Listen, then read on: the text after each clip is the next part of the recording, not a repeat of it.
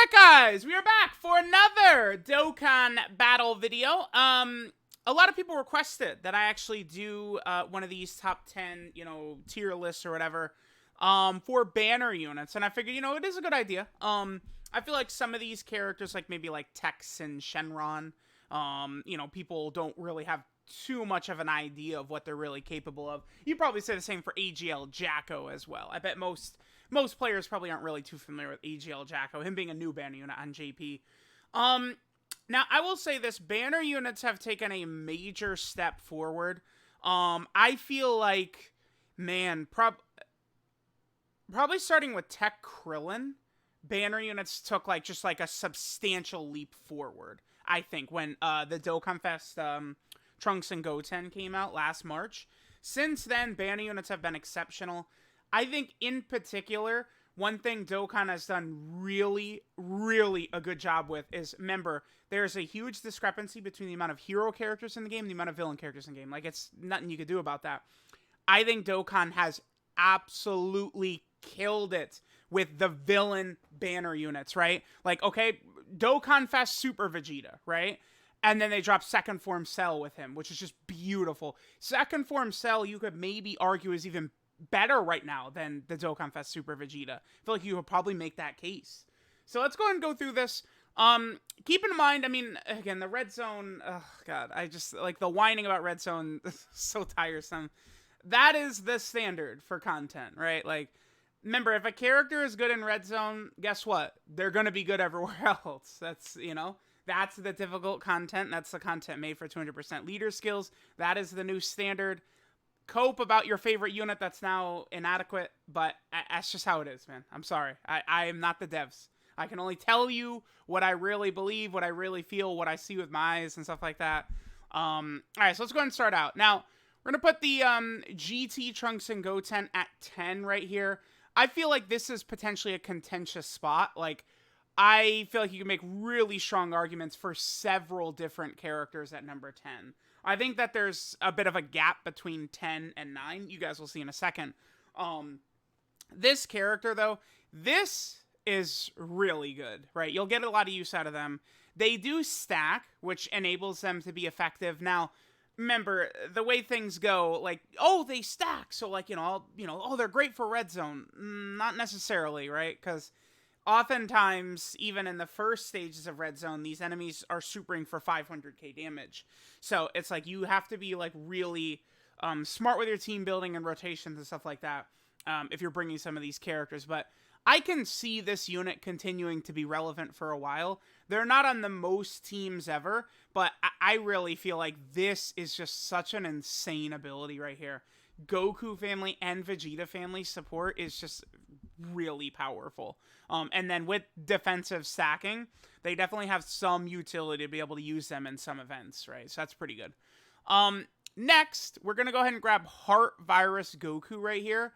Now, Heart Virus Goku is an exceptional unit, but this is definitely a character who I think has been dramatically hurt by Red Zone power creep and sort of how it's designed, right?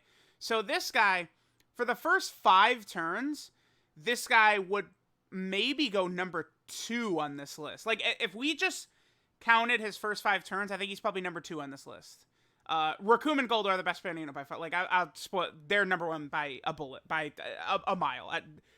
Nothing is touching Recoome and Guldo. But there's, if you don't agree with that, you need to reevaluate your knowledge on the game, I would almost say. Recoome and Guldo are just so clear of everything else. It's not even close. But this character, I think, would be right behind them for the first 5 turns. This guy's good. He's auto-supering with the 5 key. 59% crit chance, 59% damage reduction, 59% to additional super is monstrous. He does have a high chance of losing 7% HP. I like that it's only a chance. That's very helpful. But the problem is, after the first 5 turns, the biggest thing is you lose the damage reduction, right? This goes away, and you only have it when your HP's under 59%. Now, for sure, you could go fight, Red Zone Broly, and, you get to his AoE phase. Well, the only thing is, if you're at his AoE phase below 59%, you're probably not going to be able to tank the Broly's AoE. But I feel like this guy, like, he can tank past turn 6 if your HP's really low, but you're already in a bad position at that point. I don't know. I think that the first 5 turns does hurt his effectiveness. I think this guy is still quite good. He has, maybe, you could argue, like, the best link set in the game. I mean, look at this. This is insane. This is right up there. He's still incredibly powerful in Super Battle Road. I think that does matter. Battlefield stages, that matters. I think, like, Red Zone is where you want to be good in. If you're not good in Red Zone, like Super Vegeta, or potentially this guy, depending upon what your luck looks like, but you could still dominate Super Battle Road, I do think that's still valuable. And I do think that this guy dominates in Super Battle Road, dominates in Battlefield, so he could still be very effective. But he really falls off after turn 6. So he's more of a short event character. Still good, though. I do like that unit quite a bit. Next, we actually have Nappa. Now, at first, everyone was like, oh my god, Nappa is, like, best unit in the game. But then, very quickly, it turned and people were like, oh yeah, Nappa's fodder. Because the way Nappa works is he gets up to 780% defense. The more health he has, the greater the defense. But, like, if you go into a turn where you're at, like, 20% HP or something like that, Nappa is only, like, an average defensive character, right? Maybe, like, start of turn, 200k defense, and then he gets his 50% right here or something like that, but that's it. With this up, this guy potentially could be closing in on near 1 million defense, right? Which is really nice. He is also a support. Unfortunately, it's only for Saiyan Saga.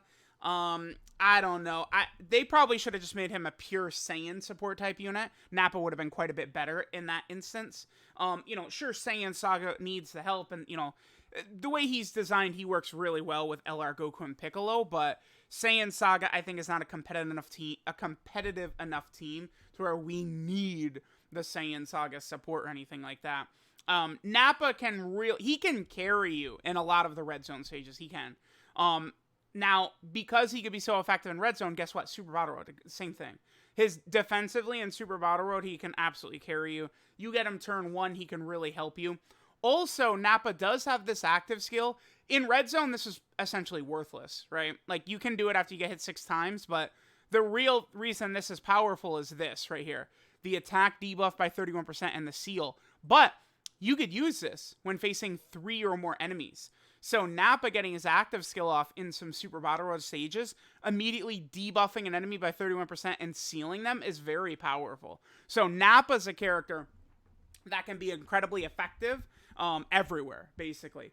Depending upon your luck, I actually feel like this could be good in Battlefield as well, right? Like, if you're going up against, right now, the current really tough boss is Broly, Legendary Super Saiyan Broly.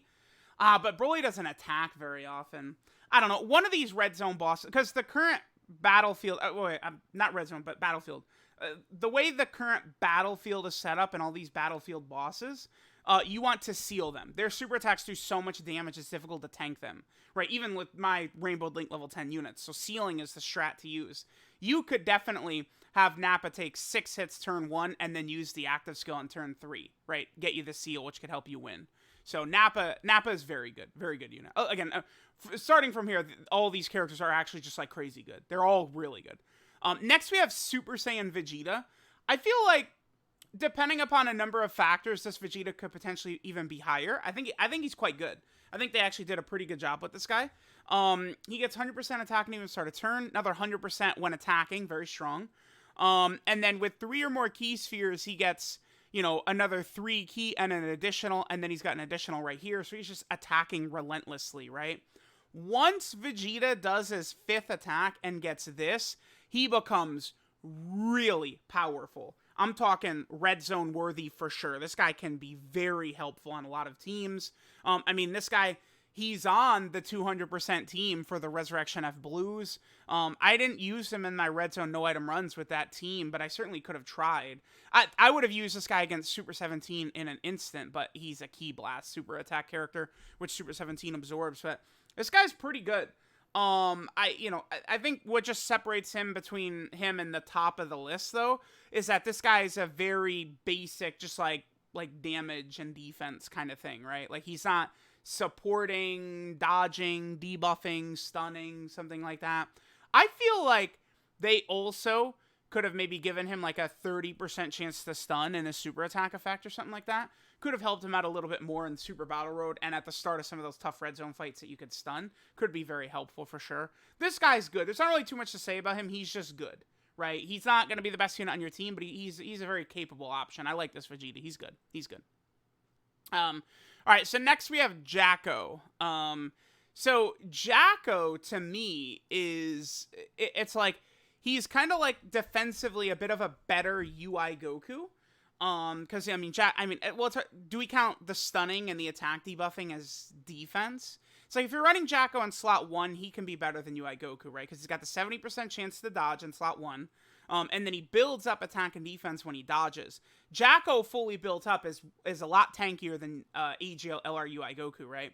But Jaco only has a 70% chance to dodge in slot 1, whereas UI Goku's got that across the entire rotation, right? But Jaco with the stunning, and then he also has the debuff in slots 2 and 3. He could be very effective. The thing with the things that keep Jaco at 6 on this list. Number 1, the most difficult fight in the game you cannot dodge. So dodging characters as the game is currently constructed, are not helping you in the hardest fight in the game, which I would argue it is most important to help you in the hardest fight in the game, which Jaco and the UI Gokus cannot do, right? So that knocks them down a little bit just off of that fight alone. I do think so. Then on top of that, Jaco is incredibly limited for teams and links.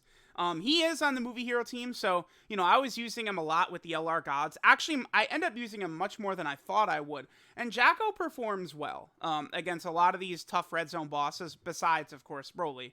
Jaco does good. I like Jaco. I think Jaco's a powerful unit. I think Jaco could win you Super Battle Road fights, too, with the dodge and the stun combo and stuff like that he's got. Movie Heroes is going to be getting an Extreme Super Battle Road stage very soon. That's literally the next one up. So I think Jaco can be very effective there. Overall, I really like Jaco. I think Jaco's very good.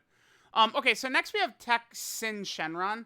I could see a lot of whining about this in particular. Now, I say whining, but I do agree to an extent.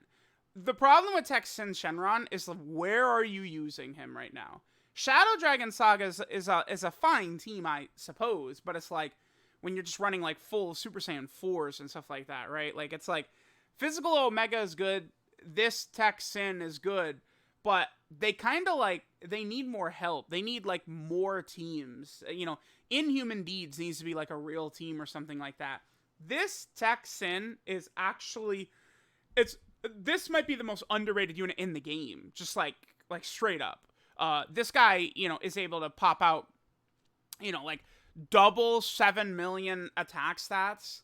And it's he's got the high chance of critting, and he's Rainbow Orb changing. This guy is just absolutely ridiculous. And you really don't want to lose sight of what he gains from links, right? 20% attack and defense there, 10% attack and defense there, 5% defense here, 25% attack and defense there, 15% attack. You get this guy next to a Omega, and these two are nasty, right? So, this Tech Syn, I feel is very powerful, very deserving to be up here. The numbers he puts up are really crazy. It's difficult to find spots to use this guy as of right now, for sure, right? It's not, Omega leads this team with a full 170, which is cool, but, it's this guy still doesn't really have teams at the moment. Alright, so next we'd have Second Form Cell. There is no way I would put Second Form Cell above Syn if not for this teams thing. Whereas Second Form Cell has a literal perfect team for him, right? Because he's on Power Absorption and Android Cell Saga, which AGL Cell leads. This guy has a 200% leader skill buff from that team with AGL Cell, with LR Physical Cell. You got the Tech Androids 19 to 20. The Android team is so tight, so powerful, so cohesive, so strong. Honestly, I feel the Android team, if we're talking about clearing the entire red zone, all 14 stages, I feel the Android team probably has the easiest time doing that. Well, okay, just clearing it. You use LR Super Saiyan 4 Gogeta Semen, it'll be pretty easy. I guess I'm more so referring to, I guess, no item runs and stuff like that, right? But like I don't know. The Android team was pretty effortless. The Goku and Gohan team was very easy as well. I beat Broly easiest with the Goku and Gohan team. Among all these different teams. But yeah, this Cell is good. He could do really good damage for a unit that's supporting like this.